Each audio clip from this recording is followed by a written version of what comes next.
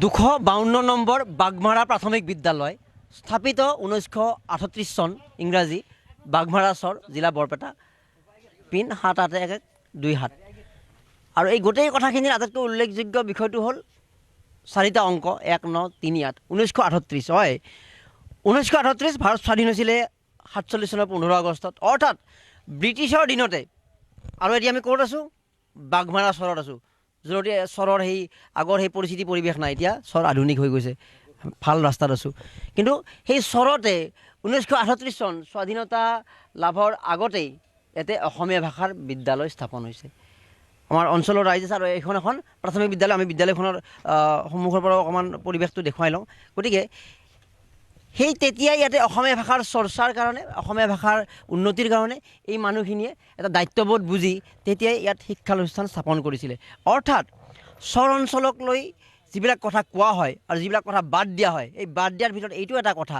যে অসমীয়া ভাষা চৰ্চাৰ ক্ষেত্ৰত চৰ চাপৰিৰ ৰাইজে চৰ অঞ্চলৰ ৰাইজে বা এই অঞ্চলৰ সেই ধৰণৰ শিক্ষাৰ প্ৰতি ধাউতি থকা ব্যক্তিসকলে কেনেধৰণৰ চিন্তা কৰি আহিছে আমাৰ জাতিটোক ধৰি ৰখাৰ কাৰণে সন্মানীয় ব্যক্তিসকল আছে তেওঁলোকে এই কথাবিলাক ক'ব আপোনাৰ পৰা আৰম্ভ কৰোঁ হয় আপোনাৰ পৰা আৰম্ভ কৰোঁ আপোনাৰ পৰিচয়টো প্ৰথমতে লৈ লওঁ আৰু এই যিটো শিক্ষাৰ অসমীয়া ভাষা অসমীয়া জাতিক ধৰি ৰখাৰ এটা প্ৰয়াস কৰিছে আৰু সেই প্ৰয়াস এতিয়া নহয় ব্ৰিটিছৰ দিনৰ পৰাই হয় প্ৰথমতে মই পৰিচয়টো দিছোঁ মোৰ নাম শ্বাহ আলম চৰকাৰ ঘৰ আমাৰ বাগমাৰা চৰতে আমাৰ বুলি নহয় আমাৰ খুৰা বা দেউতা আটা এই বাগমাৰা চৰতে বসতি কৰিছিল আমাৰ মোৰ দেউতা নাইবা মোৰ জেঠা এইখন বিদ্যালয়তে পঢ়িছিল এইটো তেতিয়া আমি হয়তো জন্মই হোৱা নাছিলোঁ দেউতাহঁতে যেতিয়া এই স্কুলত পঢ়িছিল পাছত পৰ্যায়ক্ৰমে আমিও এই স্কুলতে পঢ়িছিলোঁ মই 1975 চনত এইখন স্কুল পাছ কৰি যাওঁ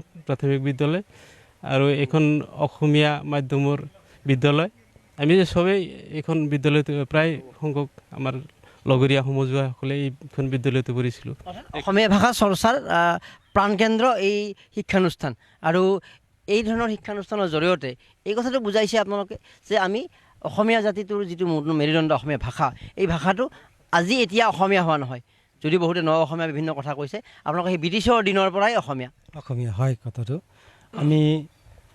আমিও ইয়াত শিক্ষা গ্ৰহণ কৰিছোঁ আৰু আমাৰো ককা দেউতা বা তাৰ যিবিলাক আছিল তেওঁলোকে ইয়াত শিক্ষা গ্ৰহণ কৰিছে আৰু চৰ অঞ্চলত এইটো আমি প্ৰথম বিদ্যালয় বুলি ক'ব পাৰোঁ প্ৰথম বিদ্যালয় হয় এতিয়া কথাটো হ'ল যিহেতু বাংলাদেশী অবৈধ বাংলাদেশী চৰ অঞ্চল বাংলাদেশীৰে ভৰি আছে অমুকৰে ভৰি আছে তেনেহ'লে 1938 চনত ইয়াত বাংলা ভাষাৰ স্কুল থাকিব লাগিব ইয়াত এতিয়া বাংলা ভাষাৰ স্কুল থাকিব লাগিব এতিয়া কিমানখন বাংলা ভাষাৰ স্কুল আছে আমাৰ এই লোকসকলে ক'ব কোনে ক'ব এতিয়া আহক আপুনি কওক ইয়াত অসমীয়া ভাষাৰ বিদ্যালয় 1938 চনত স্থাপন কৰিছে এতিয়া বাংলা ভাষাৰ কিমান স্কুল আছে কাৰণ ইয়াতে চব আমাৰ অন্য প্ৰান্তৰ বিভিন্ন মানুহৰ দৃষ্টিত ৰাজনৈতিক দৃষ্টিভংগীৰ দৃষ্টি ইয়াত বাংলাদেশী মুছলমানেৰে ভৰি আছে বিভিন্ন ভৰি আছে তো বাংলা ভাষাৰ কিমান স্কুল আছে ইয়াতে আমাৰ ইয়াত বাংলা ভাষীৰ কোনো স্কুল নাই এখনো নাই এছাম উগ্ৰ জাতীয়তাবাদী শিবিৰে আমাক অন্যায়ভাৱে বাংলাদেশী লেবেল লগাই মানে তুচ্ছ তাচ্ছিল্যভাৱে সমালোচনা কৰে আমাৰ আপোনালোকে বাস্তৱ প্ৰমাণ পালে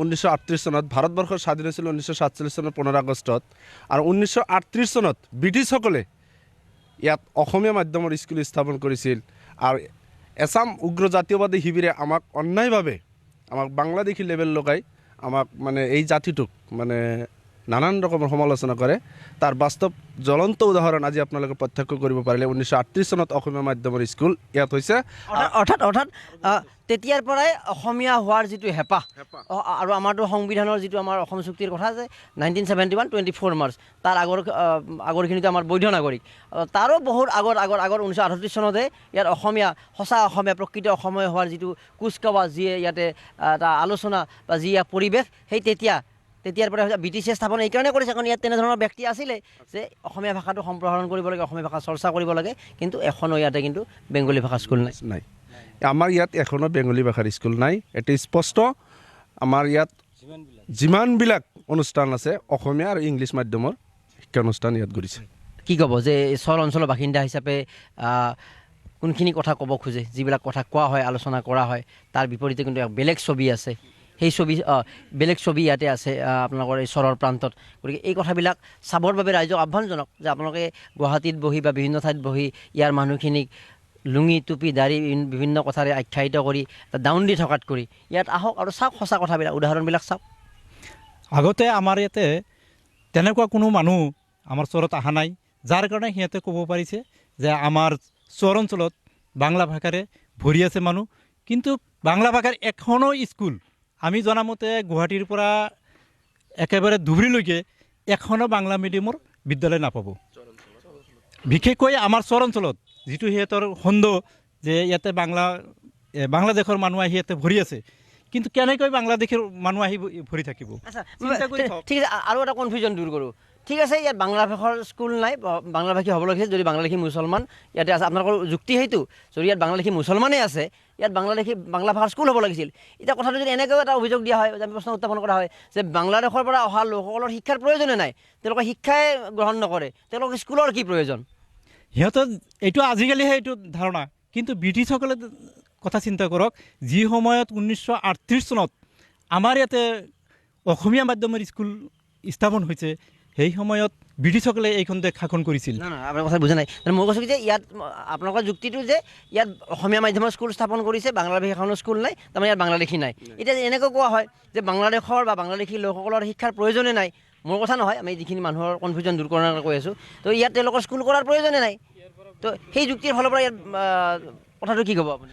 আমি সেইকাৰণে চৰ অঞ্চলত বসবাস কৰা মানুহখিনি তেখেতসকলক চেলেঞ্জ কৰিছোঁ, আপোনালোকে আহি দেখক চৰ অঞ্চলৰ মানুহত অসমীয়া মাধ্যমৰ শিক্ষাৰ মানে কিমান দিনৰ পৰা মানে চেষ্টা অব্যাহত ৰাখিছিল। আৰু ভাৰতবৰ্ষৰ স্বাধীনতাৰ আগত মানে শিক্ষানুষ্ঠান যিহেতু চৰ অঞ্চলত খালি এটাই নহয় আৰু আছে, খালি এটাই নহয় আৰু শিক্ষানুষ্ঠান আছে। গতিকে যিসকল উগ্ৰ বা জাতীয়তাবাদী শিবিৰে আমাক এইভাৱে কয়, তেখেতসকলক আমি চেলেঞ্জ কৰিছোঁ, তেখেতসকলে আহক, প্ৰত্যক্ষ কৰক, আৰু তেখেতলোকে যি অপপ্ৰচাৰ দিয়ে এইটো তেখেতক প্ৰমাণ কৰক।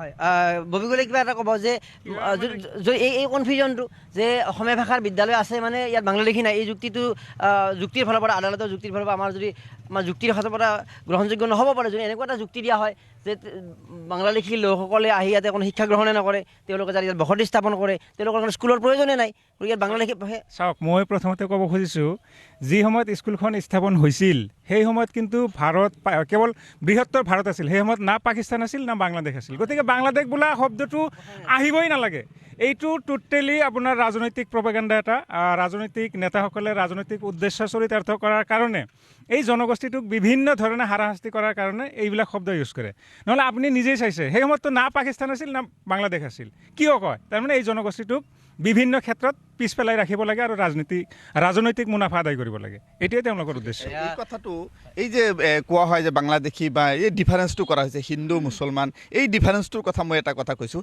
আজিৰ দিনত যিসকলে এই হিন্দু মুছলমান বাংলাদেশী দেখি স্বদেশী এই ডিফাৰেঞ্চবিলাক যিবিলাকে কৰিছে, যদি কোনোবাই কৈছে হিন্দু মুছলমান ডিভাইড কৰিব, তেতিয়াহ'লে মই ক'ব খোজোঁ যে যিয়ে হিন্দুৰ দৰত দেখাই আছে, তেওঁ গোটেইকেইটা হিন্দুক চাকৰি বা তেওঁলোকক সুবিধা দি কৰ্মসংস্থাপন দি আগবঢ়াই লৈ যাওক, তাতে আমি দ্বিমত নকৰোঁ।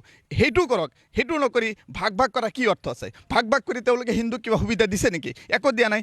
বাংলাদেশবিলাকক ভাগ কৰি দিয়া হওক, তেতিয়াহ'লে স্বদেশীক সুবিধা দিয়ক। স্বদেশীক কোনো সুবিধা দিছে নেকি? যদি স্বদেশী যিখিনি অৰিজিনেল স্বদেশী বুলি ভাবিছে তেওঁলোকে, সেইখিনি সুবিধা কৰি দিয়ক। যিখিনি হিন্দুক দৰত দেখাই আছে, তেওঁলোকে হিন্দুক সুবিধা দিব খুজিছে, হিন্দুকখিনি গোটেইখিনি চাকৰি দি দিয়ক, কৰ্মসংস্থাপন দি দিব, তেতিয়াহে বুজিম যে হয় হিন্দুৰ দৰত দেখাইছে বা দেশীৰ দৰত দেখাইছে।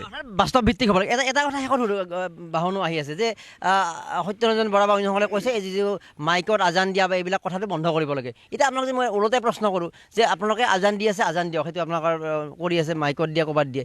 হিন্দুসকলে এইটো কৰক যে তেওঁলোকে আপোনালোকৰ নিচিনাকৈ মাইকত তেওঁলোকে নাম প্ৰসংগ কৰক। যদি হিন্দুৱে যদি মাইকত এনেকৈ নামঘৰত নাম প্ৰসংগ কৰাৰ ব্যৱস্থা কৰে, আপোনালোকে কিবা প্ৰতিবাদ কৰিব নেকি? নাই, আমাৰ তেনেকুৱা কোনো প্ৰতিবাদ নাই। তেখেতৰ ধৰ্ম তেখেতসকলে কৰিব, আমি সমৰ্থন কৰিম।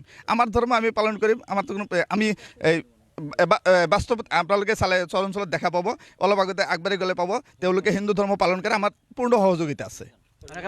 মাইকতে আজান দিয়া, যেনেকৈ দিয়ক, যাৰ যেনেকুৱা সুবিধা তেনেকৈ ধৰ্ম পালন, যাৰ যি ধৰণে তেওঁ ধৰ্মটো পালন কৰিব, তাতে আমাৰ কোনো আপত্তি নাই। আমি ধৰ্মৰ কথাও পাতিলোঁ, কিন্তু আমাৰ কথা আছিল মূল কথা শিক্ষাৰ কথা। 38 চন ব্ৰিটিছৰ দিনতে ইয়াতে অসমীয়া ভাষা, অসমীয়া হোৱাৰ চৰ্চা চলিছে। আমি অকণ লোকসকলকো দেখুৱাইছোঁ, ইয়াৰ অঞ্চলৰ এই মানুহখিনিয়ে এইদৰে অসমীয়া হোৱাৰ প্ৰয়াস কৰিছে। মাত্ৰ তেওঁলোক জাতিত মুছলমান, কিন্তু তেওঁলোকৰো তেজ ৰঙা, আমাৰো তেজ ৰঙা, কিন্তু এই ৰঙা তেজৰ মাজতে কিন্তু ভাগ ভাগ কৰা হৈছে হিন্দুৰ তেজ আৰু হিন্দুৰ তেজ আৰু মুছলমানৰ তেজ। আৰু এই ধৰণে একাংশই নিজৰ গাদী কটকটীয়া কৰিব চেষ্টা কৰিছে।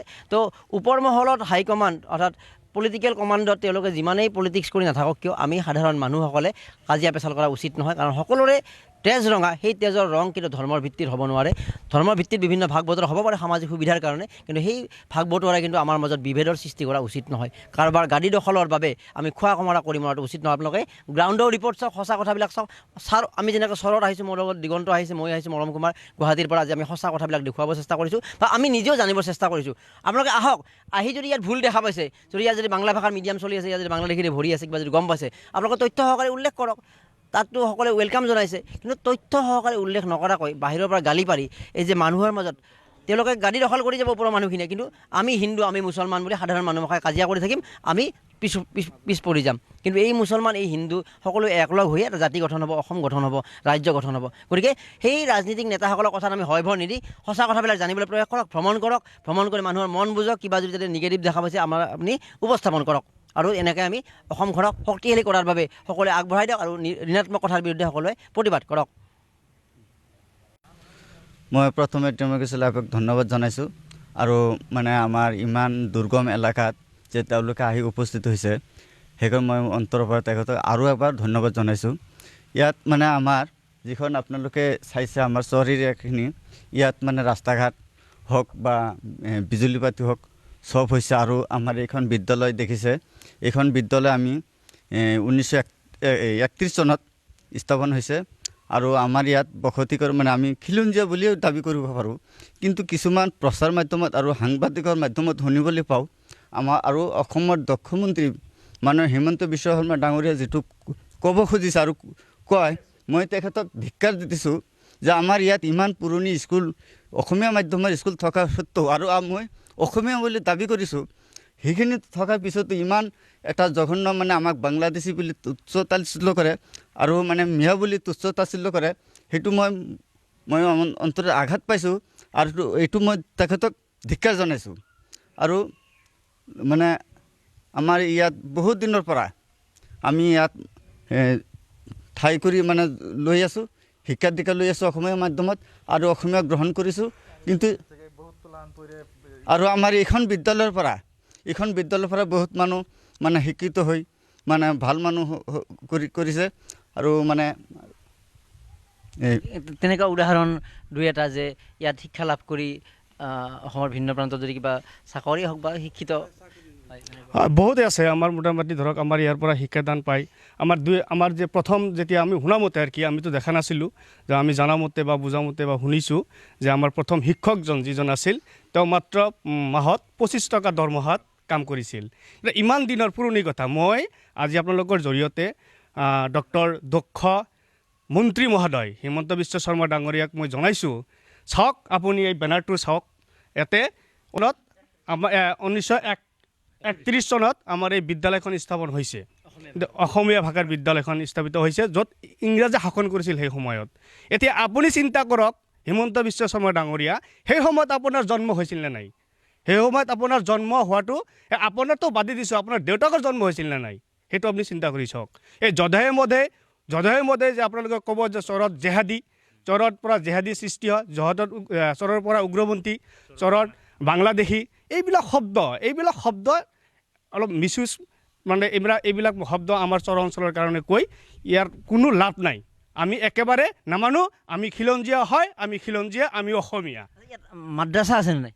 আছে, বহুত মাদ্ৰাছা আছে। আমাৰ ইফালে আমি বজাৰত আপুনি ৰৈছিল তাতে আছে, আমাৰ ME মাদ্ৰাছা আছে। ME মাদ্ৰাছা 1978 চনত স্থাপিত হৈছে। আৰু আপোনাৰ বহুত জেনেৰেল শিক্ষাও হয়, এৰাবিকো হয়। আৰু মাদ্ৰাছা আমাৰ এতিয়া চৰকাৰী ধৰণৰ মাদ্ৰাছা হোৱা নাই, কিন্তু ইয়াৰ আগৰ বহুত দিনৰ পৰাই পুৰণিৰ পৰাই আমাৰ ধৰ্মীয় শিক্ষামূলক মাদ্ৰাছা বহুত গঢ়ি উঠিছে, বহুত আছে।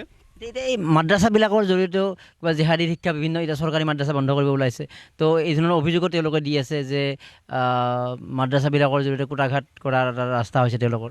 এইবিলাক হিমন্ত বিশ্ব শৰ্মাৰ এটা ৰাজনীতিক চাল হয়, এইটো 100%। এইটো হিমন্ত বিশ্ব শৰ্মাৰ এইটো ৰাজনীতিক চাল হয়। এইটো আমাৰ এৰাবিকৰ লগত য'ত মাদ্ৰাছা আছে ত'ত এৰাবিকৰ লগত ইংৰাজী, গণিত, অসমীয়া, বিজ্ঞান, সমাজ সকলো শিক্ষা দিয়া হয়, সকলোবোৰ শিক্ষা দিয়া হয়। তাত নামটো মাদ্ৰাছা ৰাখিছে বুলিয়ে তেওঁলোকে এনেকুৱা এটা মানে চৰকাৰে মানে বৰ্তমান ষ্টাৰ্টিং হৈছে যে আপোনাৰ মাদ্ৰাছাবোৰ বন্ধ কৰিব লাগে। এতিয়া আমাৰ কথা হ'ল মুঠতে মাদ্ৰাছা বন্ধ কৰিলেও আমাৰ ধৰ্মীয় অনুষ্ঠান চলি থাকিব, আমিয়ে চলাম। এইটো আমাৰ ব্যক্তিগত ধৰ্মীয় অনুষ্ঠানটো চলিব। এনেকুৱা ভিতৰুৱা অঞ্চল আমি বাগবৰ সমষ্টিৰ অতি ভিতৰুৱা অঞ্চললৈ আহিছোঁ আৰু ইয়াতে আমি পথৰ দেখুৱাম, পথ নিৰ্মাণ হৈছে। কিন্তু তাতকৈ গুৰুত্বপূৰ্ণ কথা 31 চনত যি সময়ত অবিভক্ত ভাৰত স্বাধীন হোৱা নাছিল, অবিভক্ত ভাৰতত যেতিয়া বাংলাদেশৰ জন্মই হোৱা নাছিল, সেই বাংলাদেশৰ জন্ম নহওঁতে ইয়াতে অসমীয়া ভাষা, বাংলাদেশ পিছত জন্ম হ'ল, তো বাংলাদেশ জন্ম হোৱাৰ পিছতে বাংলাদেশী আহিব। তো 31 চনতে যদি বাংলাদেশ জন্ম নহওঁতে ইয়াতে যদি অসমীয়া ভাষাৰ চৰ্চা চলিছে, তো সেই 31 চনৰ পৰা অসমীয়া ভাষাৰ কিমান ব্যাপক হৈছে আৰু তেতিয়াৰ পৰা এতিয়ালৈকে নিশ্চিতভাৱে ইয়াৰ ব্যাপক হৈছে। Welcome to Anandaram Borua Academy, Degree College, Pathsala, Borpeta, Assam. Affiliated to Boruland University, ARBA Degree College is a well-known prestigious academic institution where you can make your ambitions a reality. With a range of undergraduate BA, BSc and postgraduate MA, MSc courses in physics, chemistry, botany, zoology, English, Assamese, education and political science. Admission is going on. To know more about the courses and admission procedure, please visit our website www.arba.in or call us on 94351 23646 and 6000163376 and 99540 39329 and 9954770328.